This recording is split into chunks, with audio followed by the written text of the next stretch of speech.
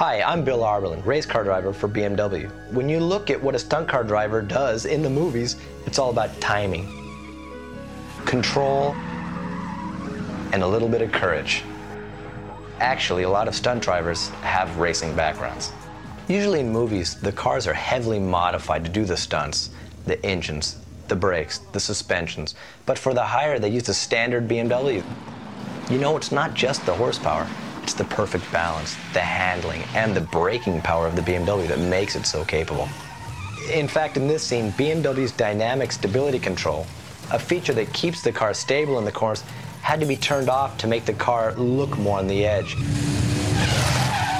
For other stunts, the cars were burdened with heavy camera rigs and equipment. Sometimes they had 300 pounds or more on the corner of the car. But the cars were still able to perform. In Ambush, one of the stunt maneuvers is a speeding 180-degree turn. Now, this is difficult to perform at any speed in any car, but this was done with BMW's largest and heaviest car, the 7 Series.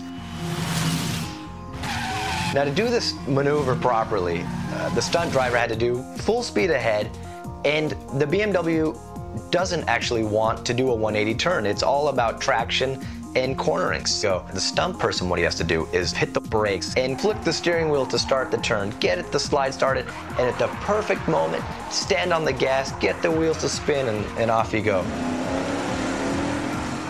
So you're actually driving the car? Well, I'll be driving the car, one of my stuntmen will be driving. But it's a very effective way of doing it. It's a right-hand drive car? A right-hand drive car. We did this a lot on Ronin. It's a very effective with De Niro. It's high-speed stuff. It's terrific.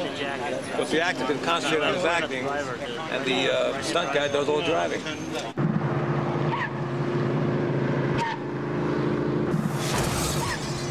The first time I did the shot, John Frankenheimer asked me to just be head-on with the truck and veer away. And that was pretty easy. And then he said that wasn't scary enough. So he wanted me to start completely to the right of the truck, which meant to the tail of where the trailer was, and to come across all that way and then come around the front of the truck. That was a tough thing to time.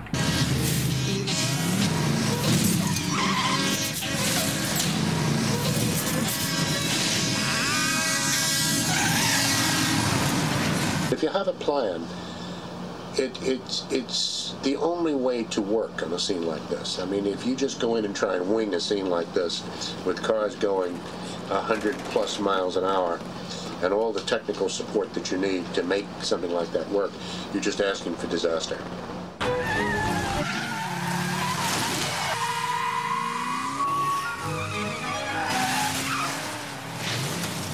In the movie Chosen, there's a move that is very difficult. It is a reverse 180. The stunt person, what he has to do is full speed in reverse, flick the wheel, make it come around, drive away smoothly with the wheels spinning. This is where precision comes in, because one wrong move on the steering wheel and we're doing a 360. One of the most incredible stunts comes in the movie Star, where the car actually takes off on these ramps and lands in a one-lane road. These ramps are not much wider than the BMW tire, and they're 18 inches tall. Action.